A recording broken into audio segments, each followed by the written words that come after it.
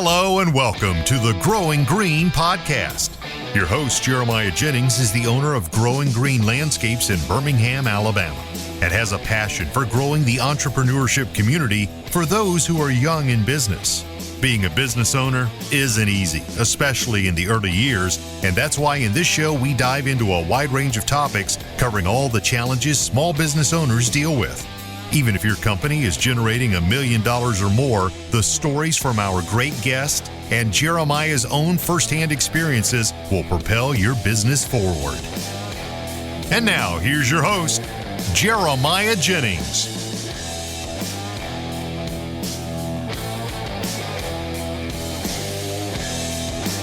What's going on, everybody? Thank you so much for tuning in for an episode today here on the Growing Green podcast. This is your host, Jeremiah Jennings, and I am super excited to come to you today with another fresh episode for your Friday. Hope you guys are doing well. Hope you had a great week out there. As always, it is a busy time of the year. Even though it is the winter, it's still busy. We've got a lot going on, a lot happening. The more our business grows, the more that we turn into a year-round company, which is a beautiful thing. It's going to help a lot with all the things as far as growing the business goes, keeping people on payroll all year, keeping workflow coming in, keeping lead gen high, keeping things on schedule, keeping cash flow up, all of the things that go into running a business. Turning it into more of a year-round thing is something that we're looking to do. So, as always, it is a busy time for us. Hope it is for you as well. And I hope that you are starting the year off strong. If you've listened to the last couple shows for us, you can tell I'm energized, ready to go, ready to start this year out strong. We have a lot of bright things ahead. It's going to be a big, big year for us. I hope it's going to be a big, big year for you. You got a lot of things on the horizon. There's a lot of things to look forward to this year. I think that the economy is going to be in an amazing spot. It's going to get in a better spot, I should say, than what we've dealt with the last couple years. But I think we're going to end up in a good spot with that, and I think that there's not going to be much of an excuse for you to be able to say we haven't grown. And growth is a crazy topic. It's one that people get caught up in. You get into the top line number, you get into vanity metrics, all the things that go into growth. I think there's a lot. It's a packed word. And I've kind of talked through some of that in the past, what growth looks like, what does it look like to us, what does it look like to you, figuring that out. And there's a lot of things to look at when you look at growth, right? Are you wanting to turn into a multi-million-dollar company with multiple employees? Are you wanting to keep it small and grow your efficiencies, maybe grow your route density, and just make things a lot more simple for your business?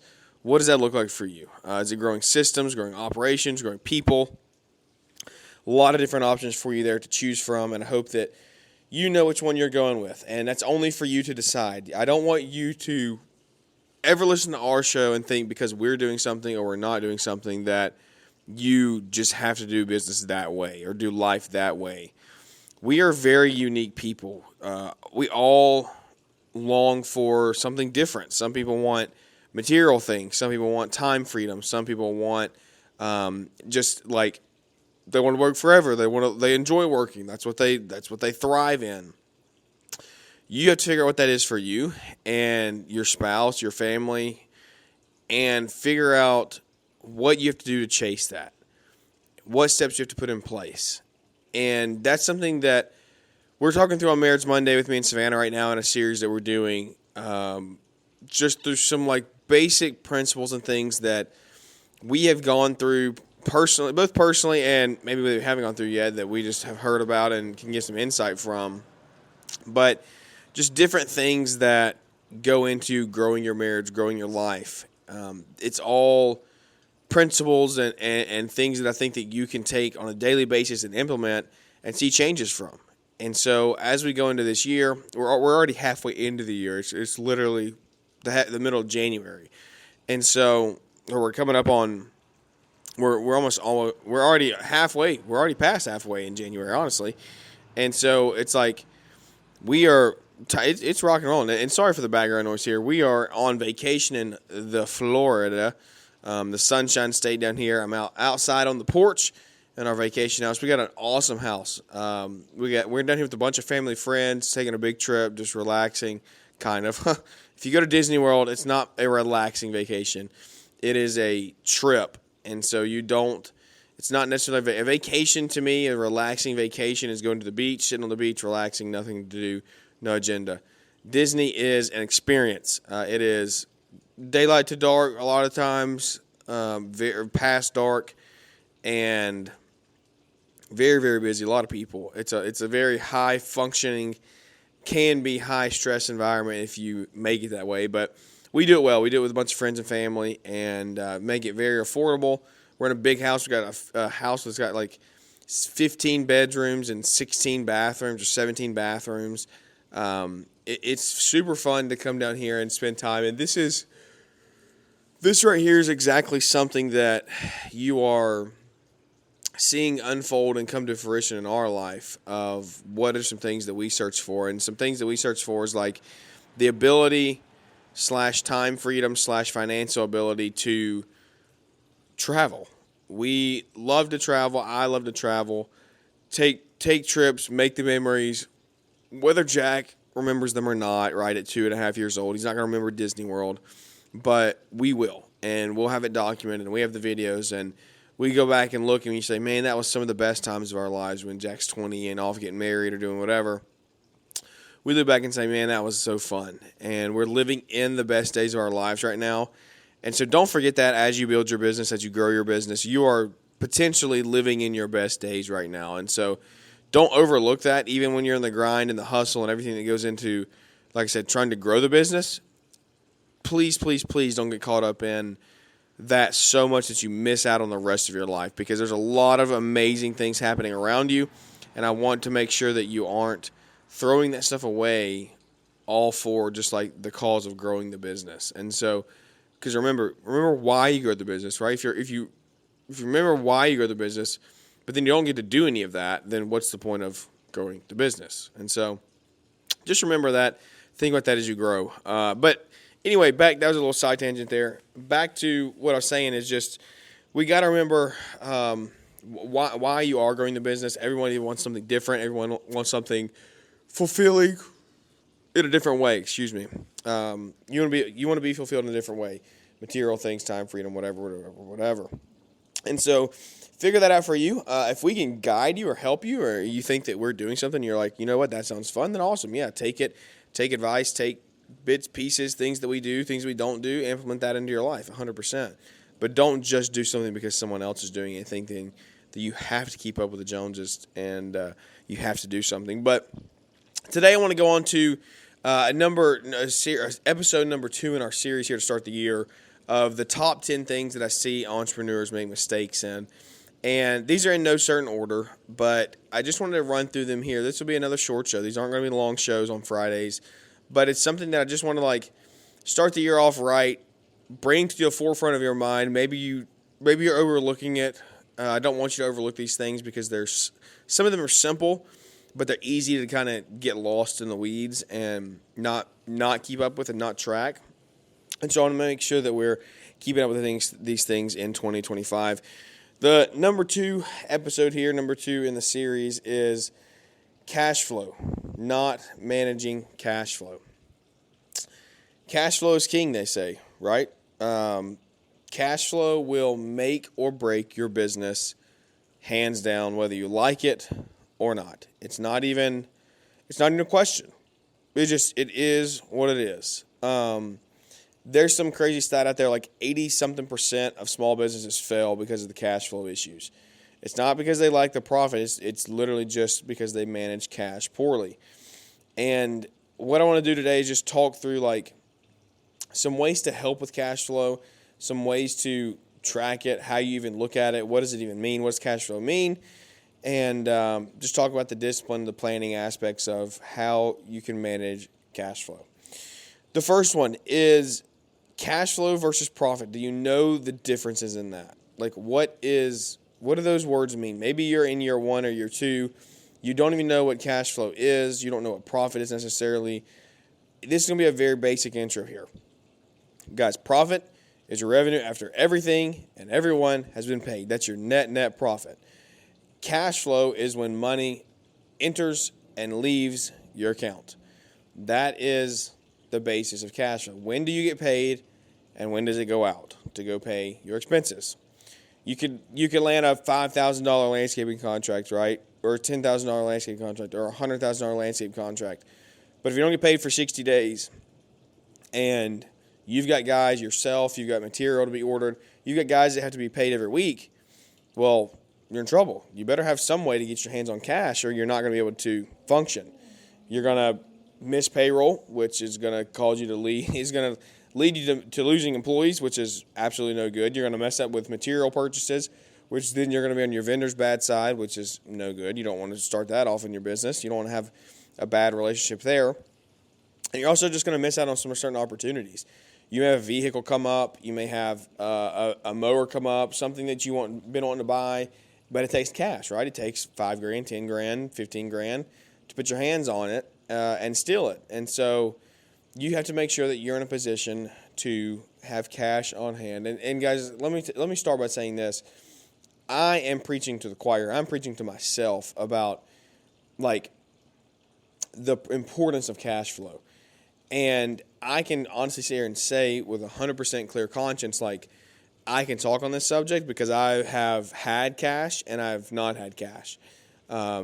Growth is hard. Growth is very unpredictable in some senses. And you don't necessarily know what you're getting into if you're just growing to grow, when you're growing blindly. Cash flow is something that you're going to run into very, very quickly. Cash flow issues. I've had them. We are trying to prep ourselves for 2025 to have better cash flow than ever. We'll talk about some of that in a minute on how and why. But, guys, cash is it's not fun to not have cash. You get put in a tight spot. It stresses you out. You have a lot of things that just, like, your whole day changes. Your whole week changes. Like, everything about you changes when you don't have cash, because not having cash, not having the ability to make a move when you want to make a move is very stressful. And it also stresses out your spouse. If you're in a position of like starting your company or trying to get your spouse on board with something, a decision in the company, guys, showing cash on hand helps out with a lot of that decision. If you're sitting there like, oh, how do we pay bills this month? But then you say, well, let's go buy a $15,000 lawnmower. Well, that's a different story. You're sitting there with a little cash. Well, then, you're going to get a little more support from your spouse. Not necessarily that, like, you need to figure that out yourselves on, like, well, it's making investments into the company, it's going to make its return, all those things. But, like, it's just human nature. You have cash, people are going to be a little more risk tolerant if they have something to fall back on. As you create your cash flow and grow your cash flow, make sure that you're keeping your finances separate, right? Like, that's basic principles of business. Make sure you have your personal account, your business account. Do not bring cash in and out of those accounts freely. Like, if you need to transfer from one to another, cool, do it. But, like, make transfers, mark them for what they are, make it noted. Make sure that there's no, like, room for error for you to look back and be like, well, what was I doing here? Why was I spending? Why was I buying so-and-so out of the business account? Why was I paying for my home power bill that I don't have a home office in out of my business account, right, or something like that? Look at those things. Make sure you're keeping those accounts separate and being responsible with those. Make sure that you have good payment terms set up for your customers when you are building customers. And this is we could stay here for a minute. The importance of making sure that your customers know that they have to pay you on time is, again, something that I have personally gone through and want to make sure that we have set forward always. Always moving forward when we grow. We have clear, very clear payment terms. For us, that looks like end-of-month billing for that month's previous service, which in and of itself puts some cash restraint on your business. You have to be able to manage cash if you're going to bill once a month. If you're not billing every week or every 2 weeks or after every service, you're going to have a little bit of restraint. And so for me, what does that look like? That looks like having an operating line of credit that you can use and pull from and pay off and use like cash when you need it for a very low rate. And as you grow, you're going to realize you have to have more and more cash on hand to make moves, and that's where that line of credit can come into play. Setting up the payment terms for your customers, though, for us, it's, like I said, end-of-month billing. Anything residential that we bring on now goes to a card on file. That's it. It's that simple. Where we had issues this year, and this is just like, guys, I tell you what's going on with our business. I tell you where we're at, what we're doing, everything in between. I don't hide that stuff. I'm being truly honest and transparent. Like, look, this is what we're doing. This is where we're going.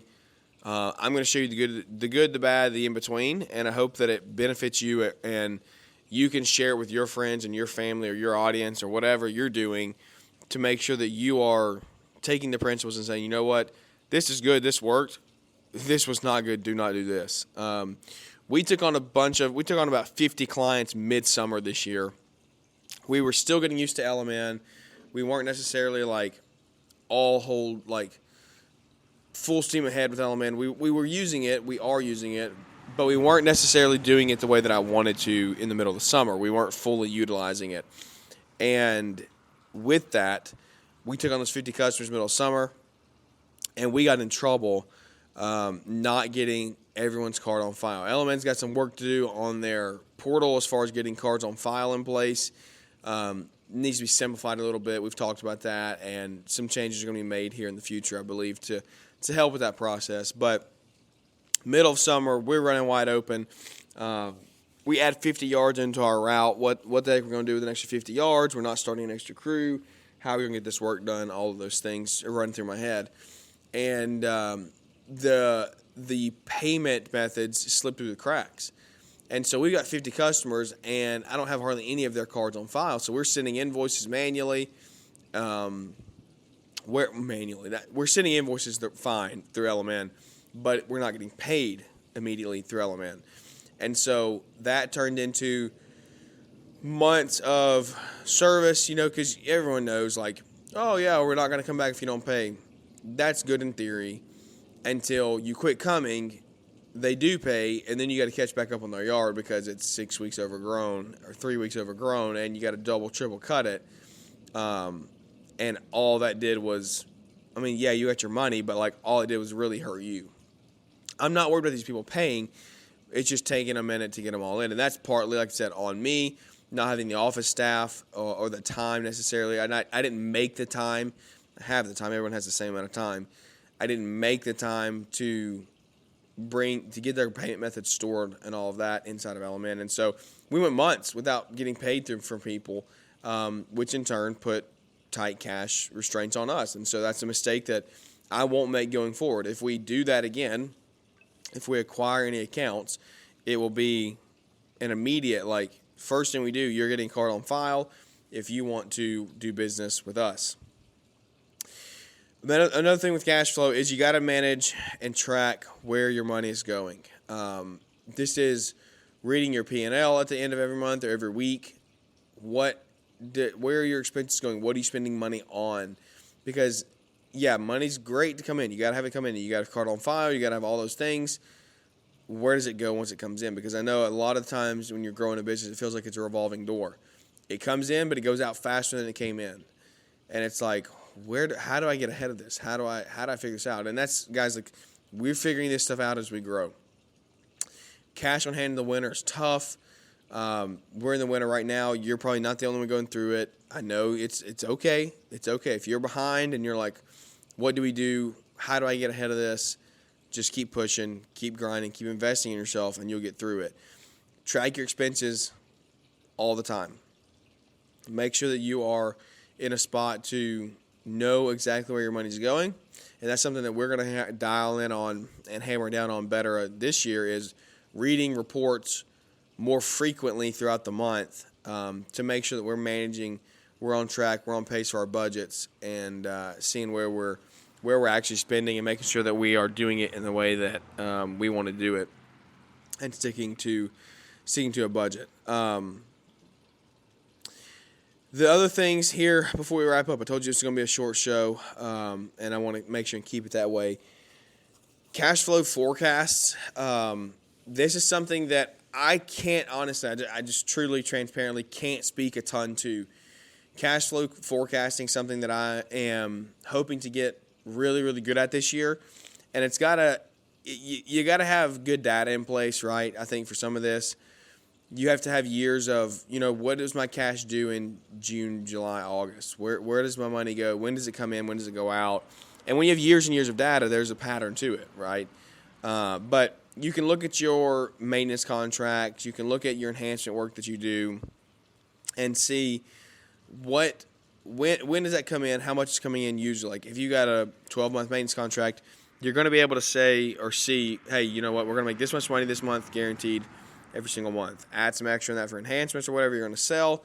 It's a good place to start. You list your fixed and your variable expenses, right? Make sure that you have your phone bill, your water bill, your power bill, all that stuff. Then you've got fuel expenses, you've got materials, you've got all those other things that are going to change. But get all those listed out and then adjust them for like the seasonality of them. Make sure that, your fuel is going to drop from December to February. You're not going to be spending near as much on fuel as you are in July and August. July and August, we're spending a couple $100 a week on fuel. December through February, we're spending a couple $100 a month on fuel. So, there's all of those things to put in place there. Start with your cash flow forecast and keep up with those as you go. Make sure that I already kind of hit on this. Make sure you're setting up a cash reserve, right? Put some cash in place. Get some cash on hand. And this goes into like, a lot of people talk the profit first method and paying yourself first and all these things. You do what works for you. I'm not some guru that's preaching this, that, or the other. Find a method that works for you. If you want to try profit first, try profit first. But for me, like one of the best things that we did for our personal life and the business, I'm on payroll like all the time, every time now, no matter what. And putting that in place puts some strain on the business sometimes when you're tight on cash. But what it does is make sure that like you don't sacrifice the stability and the legitness of the business because you're getting paid to stress it out a little bit. Like you have the risk, you take the risk, you deserve the reward. You have to make money, you have to get paid. If you ever want to sell your business, you need to show financials of the owner getting paid a fair wage. And if you're just sitting here like not paying yourself every month or every week because the business doesn't have money, well, that's not going to look good if you ever try to go sell. So one of the best things we did is, even though it does put some stress on the business sometimes, paying myself all the time, every time when the guys get paid is very, very refreshing, I should say. Like it makes the business feel and look a lot more just legit as you grow. Make sure that you're tracking some things, like make sure you're tracking your receivables. How long are they out there? Are they out there 15 days, 30 days, 60 days, right? All those things. Make sure that you're looking and seeing how much cash you generate after your expenses. So what is your net cash flow? Like what's coming in after everything is already getting paid off? What are you holding on to before it goes out of the account? Again, 5 things here, and we'll run and we'll wrap this thing up. Audit your current cash flow. Make sure that you are looking, seeing what can I do better? Is there anything that I can change? Is there anything that I can improve? Just do a quick overall audit, start the year, and see how you can make your cash flow better. We talked about setting up the clear payment terms. Make sure that you have that set up with your customers from day one. Forecast your cash flow. Look out and see, hey, the next 40, 60, 90 days, we have these contracts lined up. We have these jobs lined up. We're going to have an influx in cash, a decrease in cash. Figure that out. Factor it into your budget. Be able to operate that way. Automate your payments. So this is, like I said, cards on file for all residential customers, no matter what. That is just what you do. You get a card on file. If you want to do service with us, you get a card on file. Start building reserve funds as well. Save a little bit of the money that you generate, put it away. You will have that cash on hand to be able to come to make decisions, make purchases if you need to as you grow your business. Because like I said, a mower, a truck, a trimmer, whatever it is, you want to be able to make a move if you find a good deal. And so having cash enables you to do that. Think about this before you go today, like what's one thing you're going to do this week to be able to generate more cash or manage cash better in your business? There's a lot of things that I can do to be better. I try to look at those daily, try to figure out what are some steps that I can be taking to improve my life and my business, and share it with you all along the way. We've got a long way to go. We're trying to put a good team around us right now to help manage, track these things, put KPIs in place, and hit this year firing on all cylinders. Managing cash is a number 2 reason. Like I said, in no particular order, this is a number 1 or a number 2 reason. Cash will kill you faster than you know what happened if you can't manage it. So please, please, please, I plead with you, make good decisions with your cash. Hold on to it when you can. Don't go spend every single dollar you make. Investing is great. Be smart with it, though. Get around people, ask questions, put things in place that can help you track and manage and keep up with, because it's not easy. You don't have to. It's okay. Be vulnerable. You don't always have to know everything, especially if you're in the early years of business. You're not alone. We're here to help you. I'm here to help you any single way that I can. If you got questions about this, reach out, let me know. I'll put you in touch with people, if I don't know the answer, that do know the answer. And so I appreciate your support. This podcast means so much to me. The audience means so much to me. Please, please, please let me know if we can ever help you. Share the show with some friends. Let's grow the podcast this year, grow the audience, and get us out there to bigger networks, doing more and more with more businesses, helping more people learn and grow, change their lives every single day. But, guys, thank you for listening. This is going to sign off here from Florida. It's going to be my last sign off from down here. We're going to be back in the thick of work at home. It's going to get cold, which is I'm not looking forward to. We've had 60s, 65s down here the entire week, which has been nice. We're going home to 20s and 30s next week, and I'm not looking forward to that one single bit. But signing off from Florida, guys, Jeremiah Jennings, the Growing Green Podcast. I appreciate it. We thank you. We love you. We care about you. Let me know if I can ever help in any single way. But thank you for tuning in. I appreciate it. Without any further ado, that's going to wrap this one up. And we look forward to catching up with everybody here on the next one. Thanks for tuning in to the Growing Green Podcast. It is an honor to have you listening, and we hope you receive valuable advice to help take your business to the next level. Don't forget to follow the podcast so you'll be notified when our next episode drops.